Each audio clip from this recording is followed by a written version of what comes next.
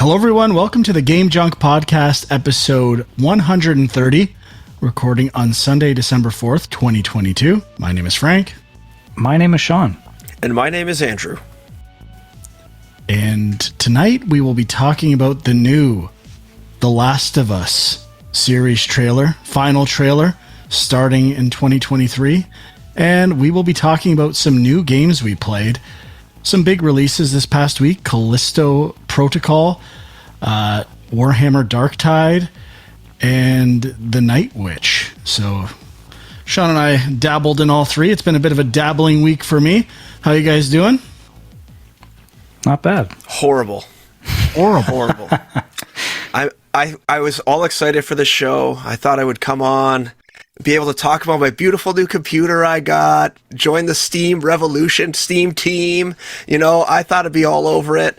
And I spent all this time installing all this awesome hardware. I loaded up a whole bunch of cool games I want to play. And then I'm trying to get my hard drives to connect, my old hard drives. And the motherboard only has one slot that works, one SATA slot that works. So I had to send it back and get a brand new computer. And I'm really disappointed because now I got to go through the whole rigmarole of installing all the software again. I got to wipe this one because I already put work shit on here. So now I got to clear that out, make sure that's all clean. Yep. So I spent most of my week. How big of a jump would it have been, like, in terms of tech? Yeah.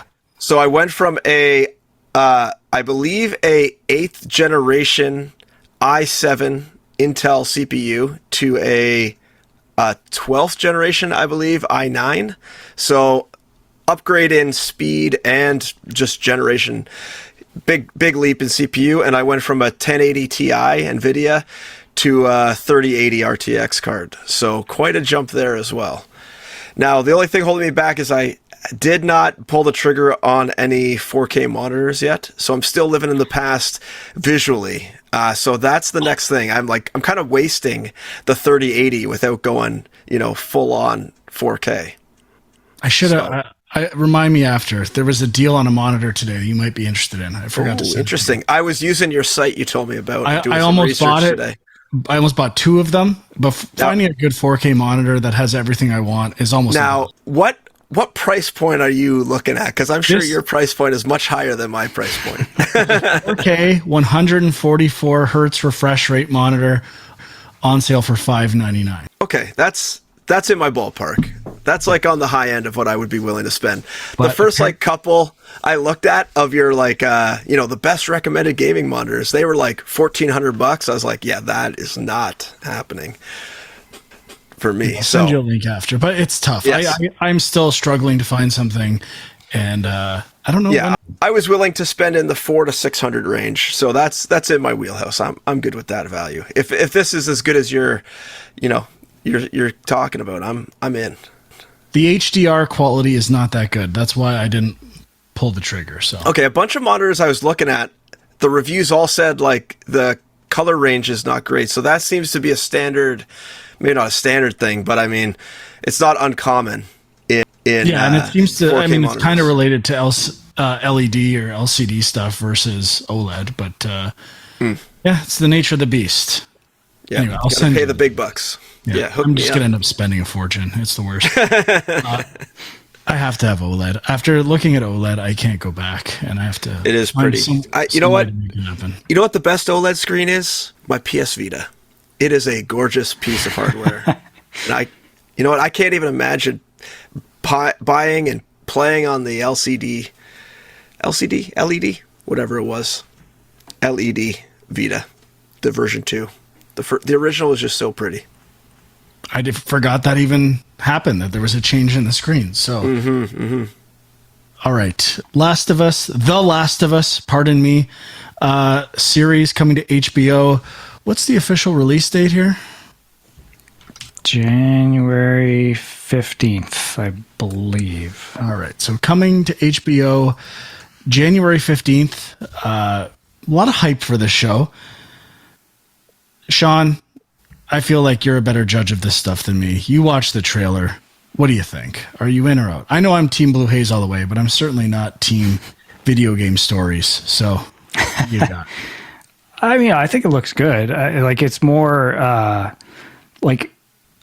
watching the trailer. My first thought was I wasn't feeling like they were pulling a lot of specific moments from the games, but then I saw this Twitter thread that had a ton of comparisons, and I was like, oh, okay, I guess I don't remember everything, but yeah, it seems like it is. I was the exact opposite. I'm like, it just feels like pulling all the stuff, the key moments from the game, key characters, including DLC stuff, which seems all right to me. I think that's a cool. They have more to pull from to do this series, but it really felt like a slightly improved narrative or presented version of the video game, which I don't know if I'm all that much interested in, to be honest. Like, I like the cast. I think it could be good, but it's very similar to me to the game, which makes me less interested, to be honest. Yeah, I mean, I guess people come up against this with stuff like, Game of Thrones, people who read the books, and I feel like there isn't a ton of stuff movie and TV wise where I'm that familiar with the source material. So usually I'm on the other side of that. But that thought did cross my mind where I was kind of like, yeah, it looks cool. But if it's sticking really close to the story, then I feel like I've played a pretty good version of that story. So I don't know but I mean, obviously they're going to stretch it out. It feels like, I think it is going to be a big hit because I feel like The Walking Dead just wrapped up. And I mean, I think they have some spin-offs from that show going, but it feels like this is primed to kind of be the new Walking Dead, if you ask me. And I think there's a big audience to tap into there. I did ask you, and I agree. It looks like it's going to be that. I kind of had the same feeling as you guys, which I'm kind of surprised we all have the same thought that, it looks good, but it doesn't look like anything majorly different than the video game. And I actually don't really like the person they cast as Ellie. That's her name, right? That's the main female character, Ellie. Yeah. So I don't know. There's something about her that just isn't quite capturing maybe the youthfulness of the original Ellie or something like that. I'm not sure what it is. But I thought the clickers and how they're, introducing the clickers into the trailer. If you didn't know anything about it, you probably aren't even picking up on a lot of the stuff we're picking up on. Just like that clicking sound, people would have no idea that that's probably coming from those monsters and why they're making that sound kind of thing. So I think there's a lot of subtle little nods to people like us that have played the games and love the games and, have experienced them quite a lot. But I think you guys were making the comparison with Game of Thrones and stuff. So I have read the Game of Thrones books, and more recently, the other series was Wheel of Time that came out on Amazon. I read those books as well. And I must say, I think the big difference is that books are not a visual medium. So you only have your headcanon, which is completely different from everyone else's. And there's no standard, visual reference to go back to for those, other than maybe some cover art or, character concept art that maybe someone has made. But so for those, when you see them on screen, yeah, the story is the same, and you're kind of judging if the actors are capturing the original characters the way you think they are. But there is that added, facial expression and stuff that you don't really get in a book that the actors bring to it. Whereas in, especially The Last of Us 2, the capture is pretty good. I mean, you get facial expressions on those characters in The Last of Us Part 2. Last of Us Part 1 probably less so because it was a little older, but still, I remember, getting all the feelings from that game, especially that opening scene, which it seems like from the trailer they're going to have full impact on. And I just think that taking a video game and doing almost like a one-to-one transition to, TV or movie probably won't, increase it that much, especially such high fidelity games like The Last of Us and The Last of Us Part 2. So I'm kind of with you guys. I'm not that excited for it. I think it'll probably be good because the original, games and stuff are good. I just hope they veer off the path and maybe tell more stories that the games did not. Like, obviously, you need that opening and how, Joel and Ellie met, and probably, like, the Firefly stuff and all this stuff. But I think they need to add more that was not just a retread of the games.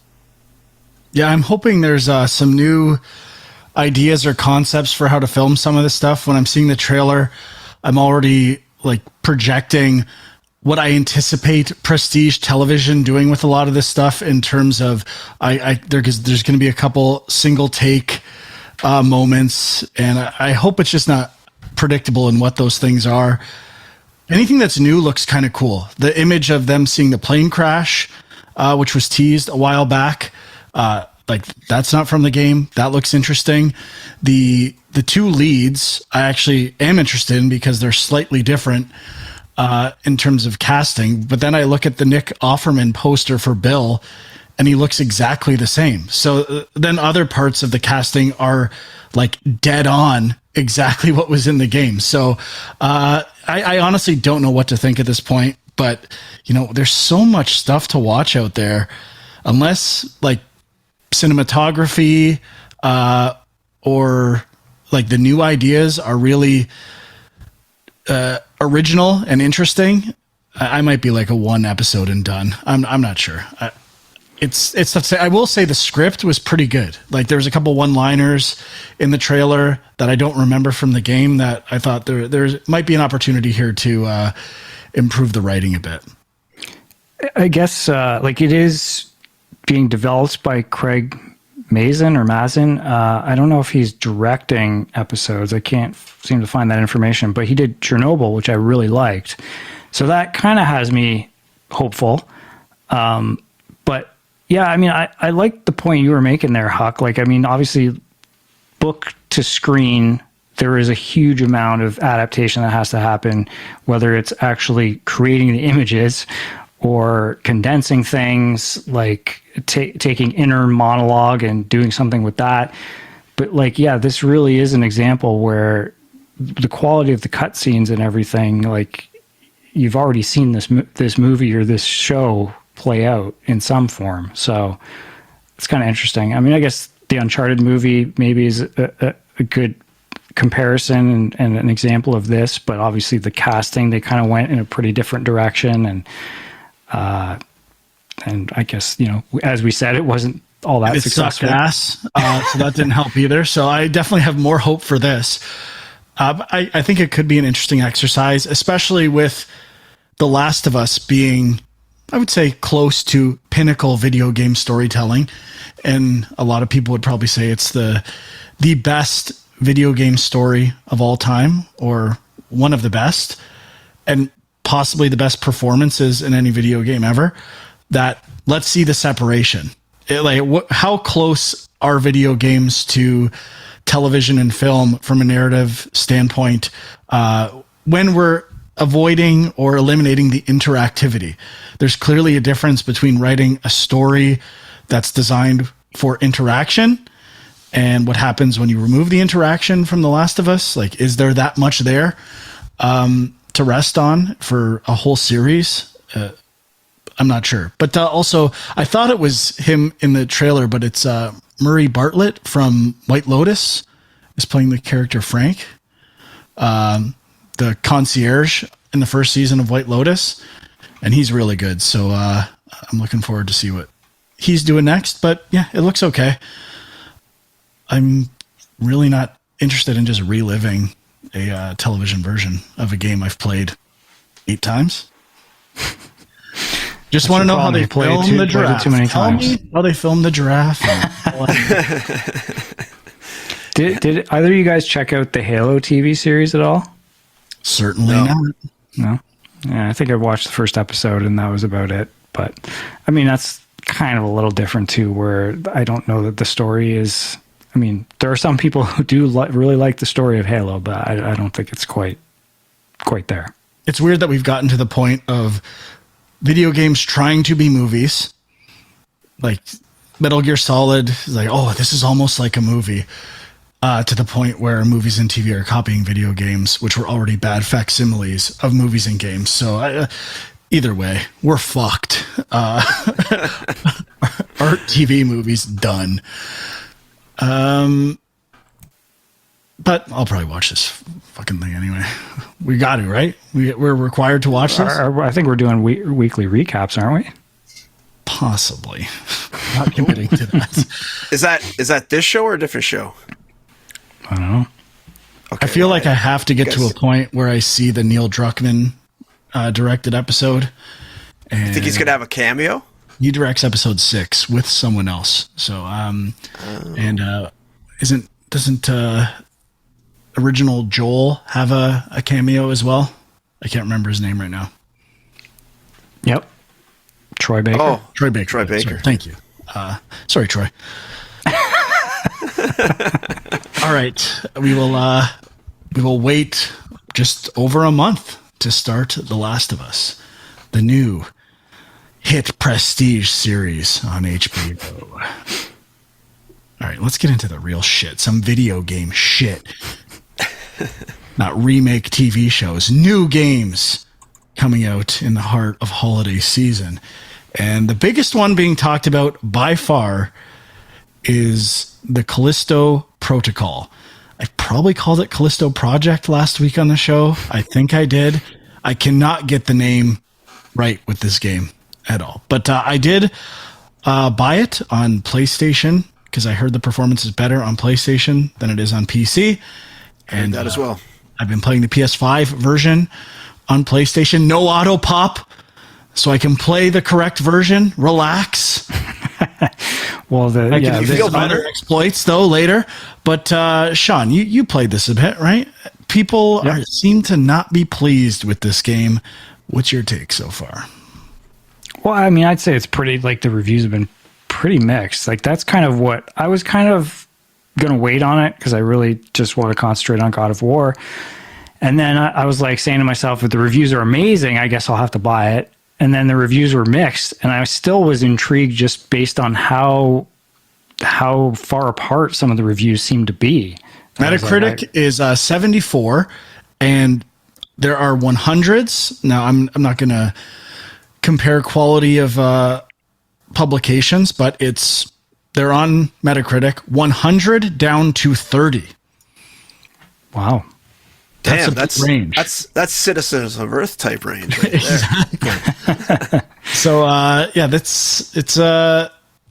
there's a lot of, I don't want to say controversy, but really divisive opinions on it, specifically performance and level design seems to be the biggest criticism I've seen so far. But how much did you play, Sean? So I haven't played that much. I've played maybe an hour. I've got a taste of the combat, enough that I think I kind of get a sense of what it is. I haven't gotten a gun yet, so it's all been melee up till now. That was going to be my next question. Do you have a gun? Yeah, no, I don't. Here you are. But I mean, I'm liking it so far. I think it looks quite good. I think I'm also playing on PS5. I think the atmosphere is solid. Lots of blood and gore for sure. But and it's a bit slow moving. I guess that's survivor horror, I think. Like, I mean, I think the combat is a little more fluid. Like, it's got this sort of dodge mechanic where you hit left or right on the thumbstick or back, I guess, in some cases, to dodge. Now, I feel like I'm starting to get the hang of it. It took me a little while for it to click, but I'm still not sure. Do you have to actually dodge the opposite of the way they're swinging at you, or does that matter? It does not matter. It's just you have to alternate. So if they take multiple swings at you, you have to switch back and forth. And there is an accessibility setting, I think, to turn that off. I haven't done it, so you can just hold it to do that type of thing. But no, I've gotten to the point I was playing on the hardest difficulty just to see what that was like because there was a trophy for it. And if I see an attack coming, I basically just hold to the left or right and then anticipate a second one. If they don't, R2 to to melee. It's actually like I like it, but on the hardest difficulty, it's a little repetitive, to be honest. But it's the first and second level. As you start to add more weapons, that'll definitely change. So I will say I'm really liking the first two in a bit of chapters that I've played. Like the prison you start on, I thought the lighting was awesome. When there's there's like scraps of paper or stuff flying through the air, passing through the spotlights. I love the look and the atmosphere of the game. It is basically Dead Space, or a new version of Dead Space, and I'm enjoying all the things I loved about Dead Space when I'm playing this. So I feel like a lot of the complaints are linear level design. That's not that big of a deal for me, and I think it's kind of short. Also not a big deal for me.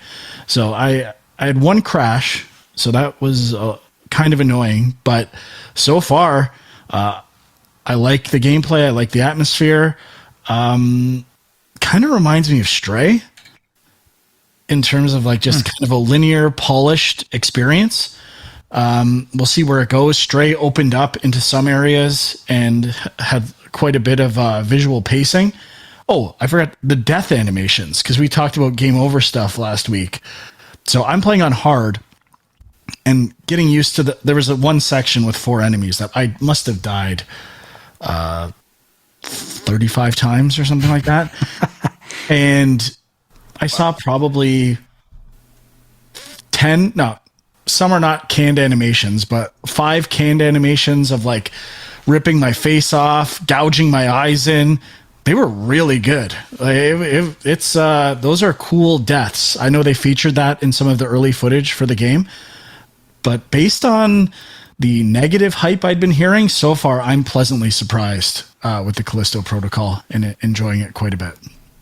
Did either of you guys watch oh my God, just blanked on the name, the Digital Foundry tech review of it? So they pointed out kind of the same thing, that seems to be like, it seems like there are some Xbox issues.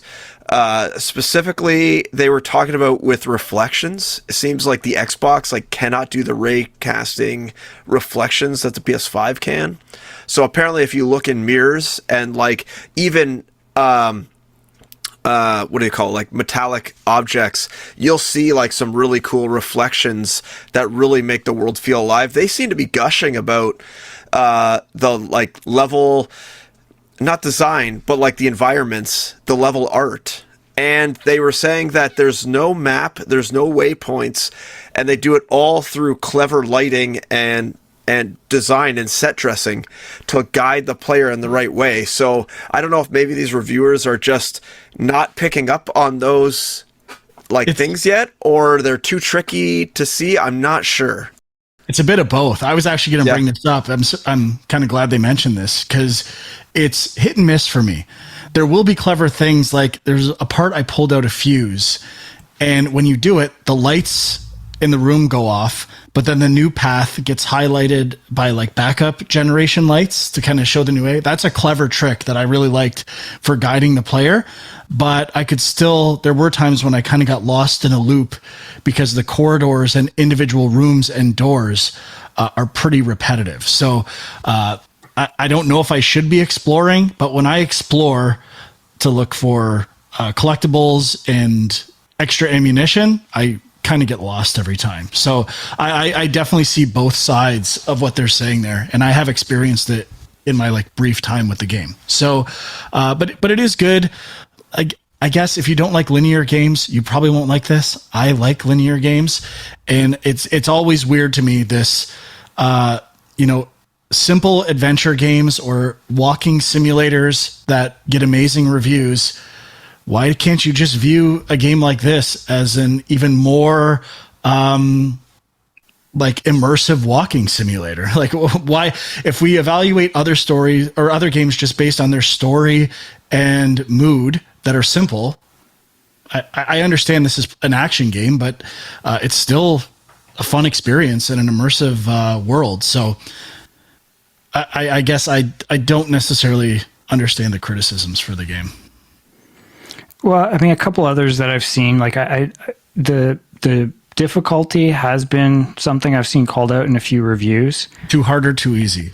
too hard. Like I've seen a couple of reviews where people specifically said about halfway through they switched to easy mode because they were just like, I'm through with this shit, even on medium.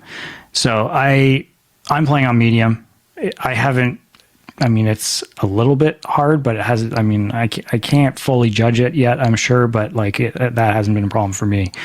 Sean, while we're on the topic of difficulty, I'm sorry to interrupt you. I have to say, was it you that sent me a message yesterday that if you were a trophy hunter, if you beat it on easy, oh yeah, that's right, the difficulty, you can get the hardest difficulty. So that has been weighing on me because I said I died 35 times, and like, should I just switch to easy and at the end change back to hard and get my nice shameless platinum? And I haven't done it yet, but I'm pretty close. I'm pretty close to doing that before they patch it. But I made it through stuff without a gun.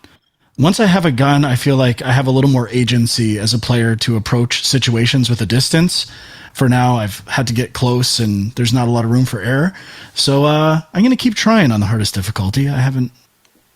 It's annoying, but I feel like with a gun, I'll be okay from here on out. But the performance capture is decent. Lighting is fantastic. Like it has great lighting.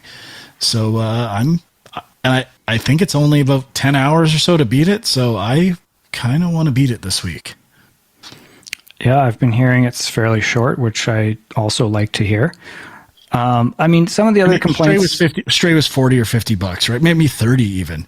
So I feel like it's a lot of the reviews, I haven't read them, are probably value type stuff. Like, well, I have to admit, you were mentioning the fact that there's no auto pop in this. To buy the next gen version is like an extra $15, I think, in Canada. So it's like $95 to buy the next gen version, which is, I just felt like gross paying that much for it. I don't know. Maybe it's just me, but. Well, this game has a PS4 and an Xbox One version. Yeah. Oh, I didn't realize that. I thought it was just next gen. That's interesting. I thought so too. I actually thought it was PlayStation exclusive. They're doing a lot of advertising for sure. Yeah, about this game. I wonder if they did put out only next gen versions, if they would still be charging that much. Like, I feel like that gives them the ability to upcharge a bit. You know what I mean? No, all PS5 games are $89.99 now. That's the standard price for current gen. Okay. Yeah, maybe I just haven't been paying that close attention, but like Dark Souls, when it came out on PS5 launch, was $89.99. Yeah, I do remember that, but a few third-party games have just, especially when they were announced last era and had newer versions, they just did it for the standard 80. But, next gen games have been 90 always. Yeah, I thought it was just like the Sony first party stuff that was doing that currently, but yeah, I guess not. Call of Duty cross-gen bundles have been 90 since new consoles launched. So yeah, I don't know. That's the state of the industry right now, and I can understand wanting to wait until this game is $40 or $50, but I am enjoying it. Yeah, a couple other quick thoughts, like the Dead Space comparisons. Definitely, you've got the health bar on your character, like on the back of his neck, very similar. The stomping of enemies after they're dead to get pickups or power-ups or whatever, that straight from Dead Space. One thing that I really was surprised about, and this actually kind of maybe leads into some of the other criticisms with the game, like there's just some clunky things that I don't understand. Like, for instance, they have audio logs, but you got to actually go into the menu, hit play, and stay in the menu to listen to them. Like, who is going to do that? Like that, the whole point of an audio log. I was fine with going into the menu as long as I could listen to it while I walk around and explore. But I was like, okay, I'll play it and then keep walking. And no, I had to, as soon as I cut out, it like stopped. I'm like, yikes. The whole point of audio logs is that you can get story bits while you keep moving. But what's the word for like the interface that's presented in the game? There's a term for it. The HUD? No, it's not. There's no menus. Any menu you bring up is like in the game. Oh, it's like diegetic? diegetic. Yeah, like it's all diegetic interface. And that's from Dead Space as well. That's another consistency. And I like that, but I feel like that's one. Maybe they justified that with like a diegetic interface idea that you have to sit and listen to it. But I mean, Horizon kind of does that. Horizon has a pretty diegetic interface as well. I mean, not completely, but all their audio log and stuff and the whole like, virtual world around her.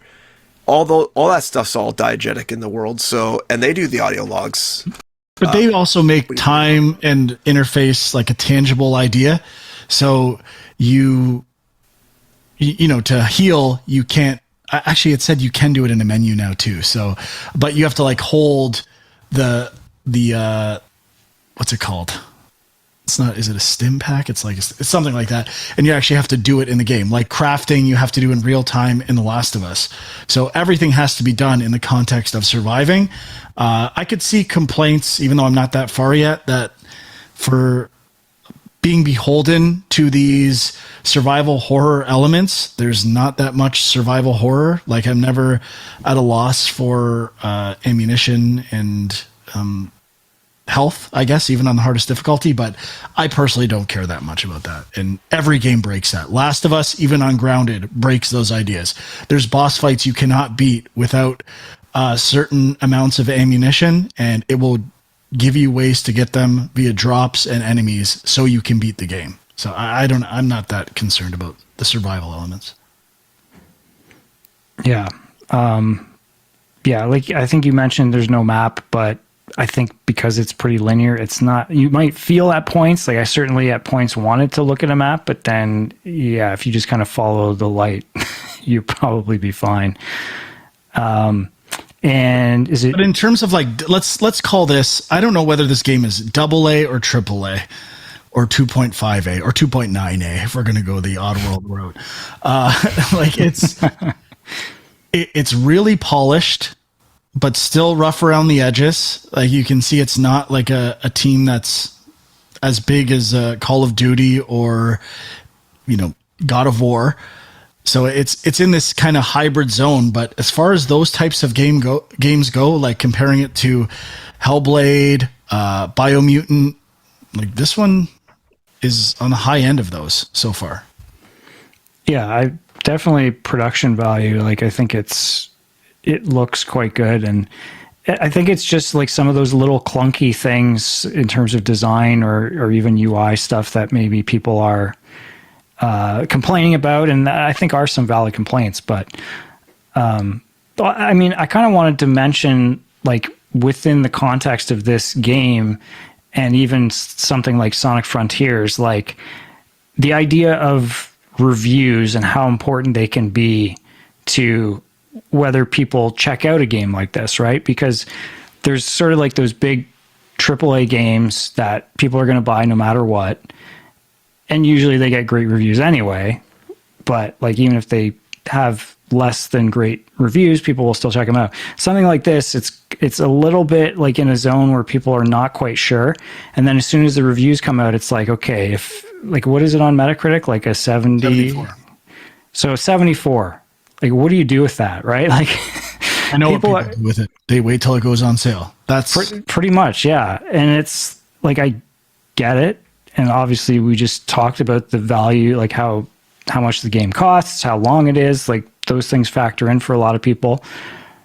But I don't know, it's just weird. I guess I always think, compare games to movies. Movies can get bad reviews, but they're cheap enough. It's a night out or a night to rent something or whatever. People will take a chance on things. Whereas games, it's a bigger investment and people want to be absolutely sure they are getting an amazing game. Otherwise, no, not going to.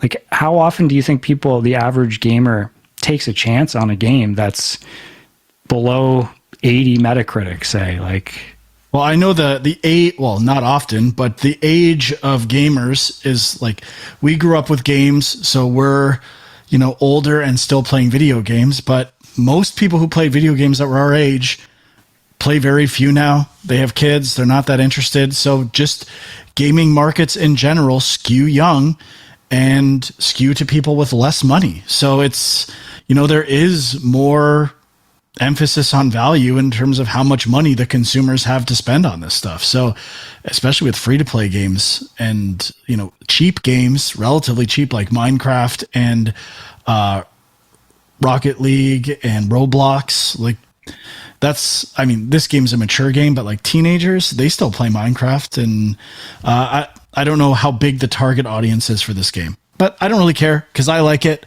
I will say the second half could get worse. Like, I don't know if this, obviously when people finish games, they focus on the beginning and the first half more than the second half, because they know more people are going to play that. And most people don't finish games. So I could see it trending down, but I'm optimistic at this point that it won't. Yeah, I mean, I would say it's definitely, this is where, again, the reviews, I think, sometimes can be bad. Like, I would say if you're a fan of survival horror, if you're a fan of Dead Space, you should probably check it out. But it's kind of like, okay, if, I understand maybe why the review scores are where they are, but people don't necessarily look at like, well, I like other games like this. They just look at, well, okay, review score is just lower than I would like, so I'm just not going to check it out. But like, I think the other one probably means a bit more. You know what you like, and this does fall into that category for a lot of people, I think. So yeah, I mean, I don't understand a 3 or a 3 out of 10, 8, 9, 7. That range seems about right, but I'll weigh in more once I beat it. But it's good. Yeah, I mean, I'm kind of pleasantly surprised so far. Nice, me too. Huck, did you play anything that you want to talk about? Just some more God of War. I don't know how much I should talk about or just save it for the review, but the one thing I did sort of start to notice with this game versus what I remember of the first game is that there seems to be a lot less of those like hanging buckets that you can find in the environment to reveal sort of like secret things. They are still in the game. I don't know if I'm missing them or there's just a lot less. It seems like there's a lot less because I'm kind of looking for them. There's occasionally like jars and things you can break out of your reach. But it seems like there's a lot of that, a lot less of that sort of like reward for exploring in this game than in the last game. I don't know if you guys found that or I'm just like misremembering the first game or not finding it in this game. I'm not sure. I didn't notice that. I did find the buckets with the like circle target for the axe. Yeah, those. Mm-hmm. They're better hidden in this game, I think. Okay. And instead, like you said, they have more scattered vases and stuff like that. And those are designed more for the Atreus shooting elements, like being able to aim in the distance. So it's you can still throw your axe as Kratos. Exactly, yeah. There is one element of that, like the weird. You guys, I don't think. Oh no, you should have gotten to the plants where there's the different types of plants that attack you or hostile plants. I don't think so. Okay, those are also like that, hidden in the environment, and that's a pretty weak mechanic. I think it's the area with the deadly plants is the worst in the game. Now, not that it's bad, but it's just something feels off about interacting with those plants. The other thing I should say, which I was impressed with, is I got to I believe it's a side quest. And yeah, it is a side quest. It's in that like desert area with the blowing sand, then you get to ride the sled with the two purple dog things. Oh yeah. And I must say, like, I was very impressed with the amount of stuff they put in that side quest, because that side quest was probably an hour worth of content. And there Did it was involve a creature, I'm assuming. Well, it like that you release from its prison, per se. It's so good. The side quests are amazing in that game. Yeah, so I was really impressed with that. And what I like is like they have a few things that you can find, but then you can't actually get until you sort of like unlock the story beat. And I thought it was good at signaling that this is here, and it was in a spot that was pretty memorable, so you'd be able to come back and find it again. And obviously, you didn't waste your time trying to figure out how to get it. Get in. Yeah, because you could not get there. So I thought they did locks over stuff you can't do. Yeah, in this case they weren't able to, but it was pretty obvious that you couldn't get in there. But overall, like, I'm really, really still quite impressed with this game, and I am getting a little bored with some of the combat. It seems like I'm facing kind of all the same things. Like, there are some great,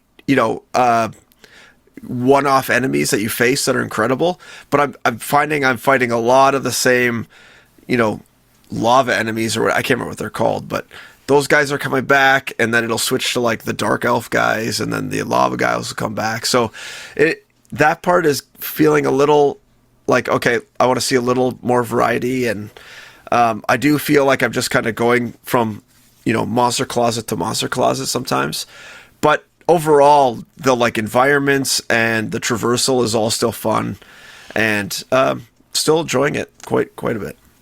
I had the opposite. I actually thought it was you're actually cutting story-wise to different areas more often than the first one, and I was kind of definitely, yeah. It's kind of less repetitive enemy-wise than the 2018 version, but lots of bosses and large-scale sub-bosses to mix it up as well. So there are a few linear sections that are a little slow, but we'll get into those in the review. Mm-hmm. All right.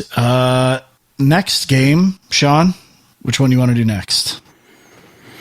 Whatever you want. The Night Witch, I guess. I mean, I didn't play that much of it. I kind of basically got to where I was in the demo and a little bit more, but the Night Witch, just Knight, like not night and day, but night protector, shining armor. I remembered the gameplay in the demo. I might have skipped, or I don't remember the cinematics were there, but I played a little further than that. I've gotten into the Metroid-like map and seeing the structure, and it's really polished and pretty fun so far. I'm really enjoying it. The character designs I like, the art style I am a big fan of, and yeah, I mean, I only played an hour and a half, but it's a lot of fun. It's another game. I'm like, I want to finish this before the end of the year, and I don't know if I'm gonna have time. Yeah, I'm definitely not gonna have time for all of these games, but I liked it as well. I mean, we played this when we did the Steam demo gameplay video a while back, so you can see a bit of footage of us playing it there, but yeah, it's basically like a bullet hell Metroidvania is how it's described. And, I'm not like, I don't love bullet hell games. Like generally they get to be pretty hard and I kind of check out at some point, but I know I'm hopeful that this one won't quite be that. And, I don't think it's that bullet hell though. Like it's more the idea that your character floats. Do you know what I mean? Like you're not grounded, and for your platforming, it's basically the flying sections of islets. It's almost that for the entire game with more refined aiming mechanics. So it starts off a bit bullet helly in the demo, but that's the classic Metroid design of giving you a bunch of powers and then scaling it back or taking them away. So when you get to this start of the game, you don't fire bullets as fast. Enemies don't shoot as much at you. So I think it builds up to the bullet hellness of the demo or tutorial area, I think. Yeah, I'm assuming boss fights will still kind of be more bullet hellish, but I haven't gotten to any other boss fights yet, so can't say for sure. But yeah, I do want to keep playing it. And it's worth checking out if you're kind of interested in what we're talking about. Mm-hmm. Good game. Okay, so lastly, that's all you had, right, Huck? Yes, I could say though that in the Steam sale, I did pull the trigger on a couple things that I have not played and probably will not play, but I might as well add something to the conversation. I bought Gato Roboto, which I think you said you played, Sean. It was on sale for a couple bucks or something, so I bought that. I also bought Marsupilami, which was a very interesting platformer game that I was interested in checking out. It was giving me a little bit of Kaze vibes, and I bought it as well a while back. Haven't played it. And then also I bought Jack Move, which I think, Sean, you told me about, which I was also intrigued about. So those are the 3 games that I have. One? Jack Move. It's kind of like an RPG. Oh, right. I think I remember Sean talking. Kind of reminds me of why am I blanking on it? What was the game that I'm thinking of right now? The one I loved. Crosscode? Crosscode, yes. Yeah. See? I knew you guys would get it. So yeah, that game I was looking at, and 3 games I purchased that I'll never probably play. It's always good to plug games. I just while you're talking about Gato Roboto, like it's a Metroidvania and it's kind of black and white. That's kind of the visual thing they're going for.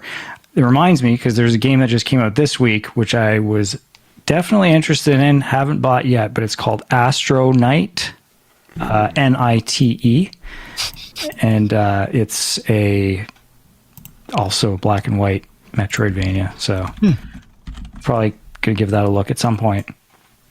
Didn't the developer of Gato Roboto do something else, or am I thinking of Downwell?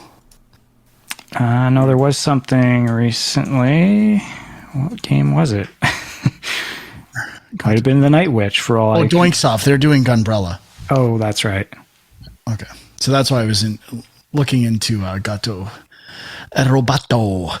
All right, next, Warhammer 4K Darktide, a new installment in their Warhammer co-op shooter series. I've played a bit of Vermintide, none of Vermintide 2. I was looking to get in on the ground floor on one of these games, and I bought it on Steam. Sean, you played it on Game Pass, and we thought we'd be able to link up, and we cannot.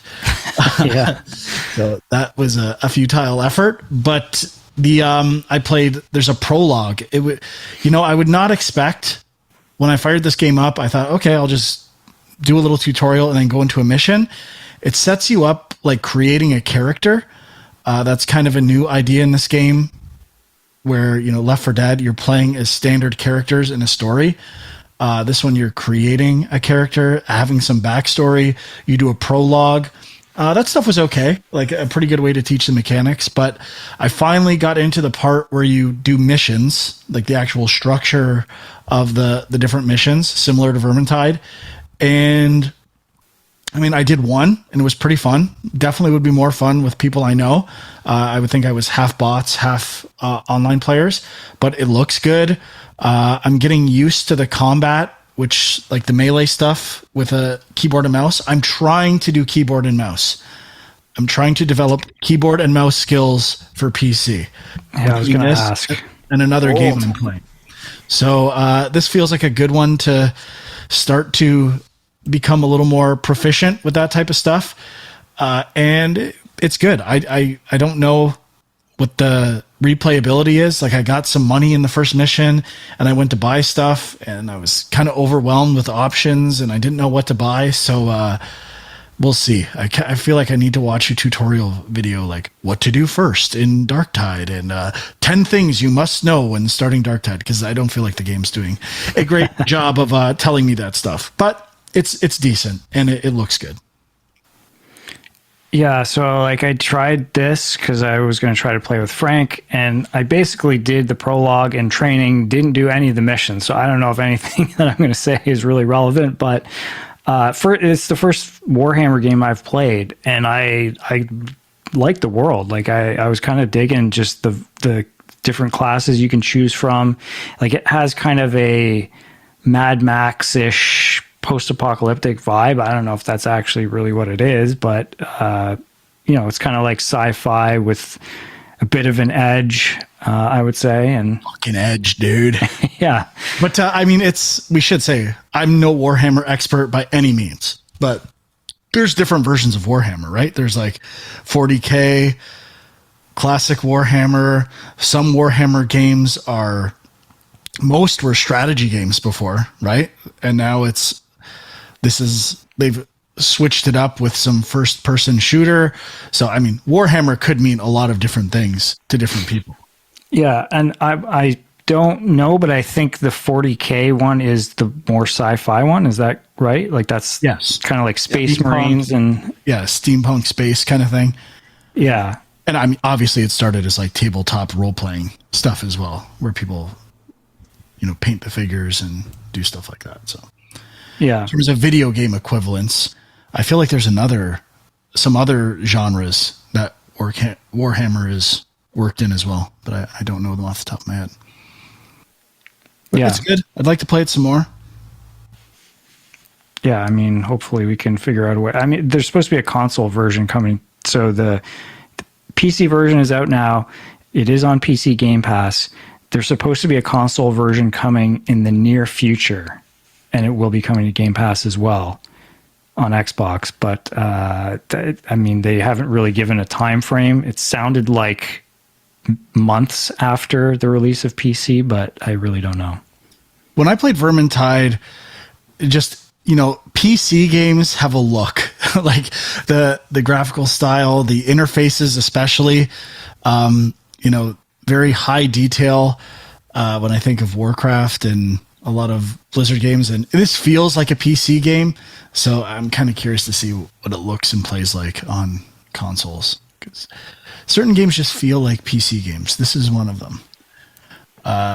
So lastly for me, I finally bought Call of Duty Modern Warfare 2. I've been debating here and there, and then eventually I'm like, what am I doing here? Come on. You keyboard and mouse in this bad boy? I am keyboard and mousing the campaign. I tried playing online with my friends on PC with keyboard and mouse, and I got absolutely owned. So I'm not ready for competitive stuff. So I switched to controller and did okay. But multiplayer so far is decent. I haven't played enough to really know, but there's like a Sicario inspired map at a border crossing, which is really cool. And the maps I'm enjoying, but I did the first mission or area of the campaign, and it was awesome. Like, it looked phenomenal. Lighting, the character models, kind of reminds me a bit of, Infinity War does this, but like Last of Us, realistic, but with an art design like unique to the game. It's not like just pure photorealistic. It's got a style while achieving photorealism. So I thought it looked and played pretty good. It's more about variety and kind of showpiece moments, whether it's using night vision and kind of demonstrating all the stuff in the game. But the first mission of the campaign was really fun. So yeah, I'm glad I picked it up. Yeah, I've heard a lot of good things about the campaign, and that has me intrigued. So to be fair, the reason I was waiting is I thought it might go on sale for Black Friday, and then it never did. So I'm like, okay, just time to. Yeah. Can't wait any longer. Must own, must buy everything, every game released, except for Midnight Suns, the other new game this week, which none of us played, right? No, but I'm very tempted to pick it up now too. The reviews are surprisingly good. If I like strategy games, I would buy it. It's just not my genre. I know I'm not gonna. Yeah, I'm not. I'll play. I'm interested in playing a strategy game here and there. I think for me, it's more like, what would I rather play, this or Mario plus Rabbids? Because I still want to play the first game of that and try the sequel at some point. But I don't know. We'll see. If I buy any strategy game or strategy-ish game, I'm so close to buying Tactics Ogre Reborn, just to see what the fuss is about like tactics games, and Good call. that seems to be the gold standard. Haven't done it yet though. So yeah, lots to play, and that's it for what we played, I'm assuming.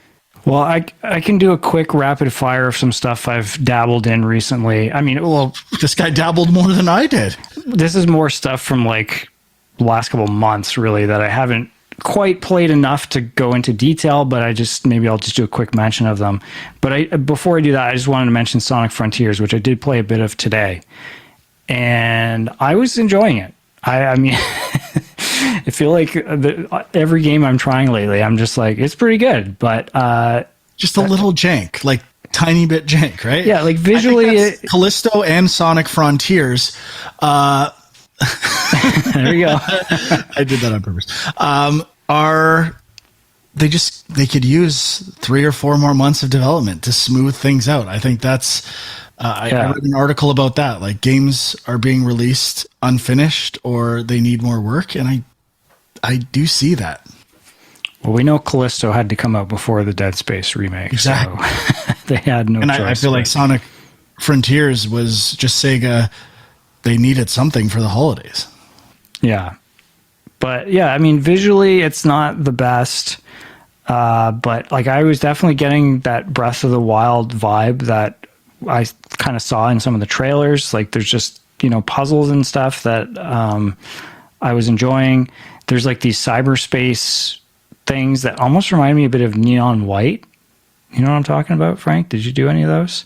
Yeah, I mean, this is way more on rails. Like, it's definitely more on rails. You're not really making conscious jump decisions all that often. And there's definitely like a jumping lock-on system extremely unique to Sonic games. So this would be a tough game to like play, then come back, then, because you need to play this game and get kind of locked into how this game does jumping.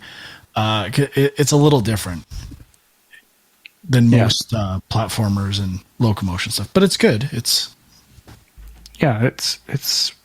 pretty cool. Okay, I'll just like run through these. So I played a bit of What the Bat. This is a VR game available on Meta Quest currently. Not sure about PSVR. I don't think so. This is from the people who made What the Golf, which I was a big fan of. And it's a similar kind of quick little mini games with a weird sense of humor. The first thought that popped into my head as soon as I started playing this thing was, why do we not have WarioWare in VR yet? And that's kind of what this is. I guess the one complaint... Why. What's that? I know why. Because there's no Nintendo VR system. Yeah, I mean, but it would be cool. But the one complaint maybe is that, so like the whole idea is you have 2 arms or hands that are bats. And so sometimes you have to like pick things up with these bats and move them around, which is a little bit finicky and weird. And then sometimes you're hitting things. And when it comes to hitting things, like, you half the time there's definitely some kind of aim assist on there, because like you really can't aim that well, like exactly where you're trying to hit something, you know what I mean? So it feels a little bit too easy sometimes because of that, but it's fun. It's just like they take you through a couple of little mini games, and you think like the style of mini game you're doing, and then they just totally flip it on its head, and it's always unexpected. So that's fun. Played a bit of The Past Within. Have you guys heard of the Rusty Lake series? It's kind of like a point and click adventure game series on mobile that's got a bit of a Twin Peaks vibe. It's got like this huge cult following. There's like, I don't know, like 12 games in the series or something now. Like, there's a ton of them. So this is a new entry in the series, but it's a co-op thing where one person is in the future and one person is in the past, and you're trying to solve puzzles together by basically saying, oh, I see this symbol thing. Do you see that on your screen? Oh, yeah. And then you're like kind of talking back and forth to work your way through puzzles. And it's pretty fun. I've been playing What Lies in the Multiverse. This is a puzzle platformer that, I mean, got pretty good reviews. It came out earlier this year, and I've been playing it and enjoying it, but it's kind of so far pretty straightforward. Like the main mechanic is that you can jump between two versions of, or two multiverses, I guess. So, you'll be in one world and it's kind of like the normal world, and then you hit the right trigger to swap to like a dark version of that world, and you kind of work through levels that way. It's very story driven though, and the story's kind of goofy. It's okay, but I don't know, not quite feeling the hype on this one, but it's still fun. Played a game called Combinera, Kombinera. Very simple idea. That's one of these games that like just is kind of like a masterclass in design. You know what I mean? Like the main idea is you have two balls at opposite ends of the level, and you're trying to bring them together, and your controls move both balls at the same time. And then they start adding things onto it where it's like different colored balls. You can pass through, like a blue ball can pass through blue spikes, but a red ball can't. And, it goes from there. But quite good. Worth checking out. And then the last thing. Aesthetic and look to it. Yeah, just very simple, but clean and kind of minimal visuals. I like it. And then the last one I'm going to mention, this is one of the weirdest games I've played in a while. It's called Heck Deck. And it is a roguelike card card battler, Bullet hell card game. Bullet hell card game, yeah. So the weird thing is, it's a bullet hell game, but the enemies are shooting cards at you. And you can try to, in some cases, pick up those cards and add to your deck. But you use a card to attack, or you use a card to put a shield on yourself. And then it's kind of like Super Hot, where the enemies only move when you move. So it's like this weird mashup of like 4 different games. I mean, it's not amazing, but I was still kind of enjoying it. I could see myself going back to it, and the visual aesthetic of this one kind of reminds me of like some of the mini games in Undertale as well. I don't know if you guys tried Undertale, but like a little bit of those like little mini games they have in between battles and stuff kind of reminds me of that. Yeah, definitely. So yeah, Looks and good. I played a little bit of Marvel Snap. Everybody's talking about it. Whoa! But the weird thing with that game, like, it is kind of addictive and simple, and I like that. But the weird thing is, I don't really like playing against live people. Like, I'd rather play against bots. And I think some of them are bots. Like, I never really know for sure, but I just hate feeling rushed. Like, I'd rather take a few extra seconds to think about what I'm doing. But when I feel like I'm playing against somebody else, I feel like I gotta make my next move. So you got to be dropping all these mobile games in the Dwy Guy mobile app Emporium on the Discord. I can't believe it's been silent in there, and you've been playing all these mobile games. A lot of these are Steam games, right? The other ones are all on Steam. Oh, are they? I passed Within. I did play on mobile, but I thought you said, is that the Twin Peaks game? No, you said Rusty Lake or whatever. Oh, that's the one. Yeah. Okay. Yeah. But yeah, to be honest, haven't been doing that much mobile gaming lately. But Marvel Snap, free to check out and then free to play. So I just thought I'll give it a poke. Nice. Poking that one. Yeah. All right, that's it for me. Those are some. I just added a bunch of those to my wish list, Sean. So thanks for the tips, bud. Next week, not sure. The Game Awards will happen, so we can wrap up all the big announcements. Hopefully, there's lots to talk about. Also, actually, it's the week after is Crisis Core remake Final Fantasy. I found out it's not December 10. Is it? I thought it was the 13th, but I could be wrong. I'm not positive. Yeah, I don't have it written down. So December I'm not 13th. sure. On Steam, anyway. It's the 13th. Okay. So the following week. Now, I found out it's not I thought it was taking that story and doing it in the gameplay style of Final Fantasy VII Remake. It's not. It's just a remastered version of Crisis Core. So I'm definitely less interested, but intrigued. That is interesting, because I thought it was sort of like a mashup. Like they dabbled in some of the remake battle stuff, but kept a lot of the Crisis Core tweaks to that they had. Because there was like some sort of weird like meter they had in that game. I remember. Yeah, it's in the top left where it's I can't remember what it does. Yeah. So maybe it is a hybrid. I'm not sure, but really weird. There's absolutely no one talking about this game. Yeah. The previews. You wouldn't even know it's coming out. Yeah. It's so silent. So definitely curious to know what's going on there. All right. So hopefully big show next week. Thanks for listening. What Sean, what are you fucking laughing at, dude? What's so fucking funny? I mean, we always say, it's going to be a short show, and it never is, but... Well, this guy's juicing with games he played fucking 10 months ago. Taking a dump. Look, been saving it up. You juiced it, bud. It's okay. I like the juice. I support the juice. Next week will not be a short show. It's going to be so long. There's going to be 100 game announcements at the Game Awards. Crazy shit's going to go down. We're going to have to talk about it. So get ready. Until then, thank you for listening. Thank you for watching on youtube.com/GameJunk if that's what you're doing. The Discord link's on there. If you're watching on YouTube, just click the link and join the Discord. A lot of people shit talking Callisto protocol. We need team protocol on the Discord. People need to play this game. I feel like people are talking shit about it that haven't even played it. But you can follow Sean on Twitter at FilmJunk, Andrew, Equilibrium Sis, My Angry Commute. Until next time, we'll see you later. Bye.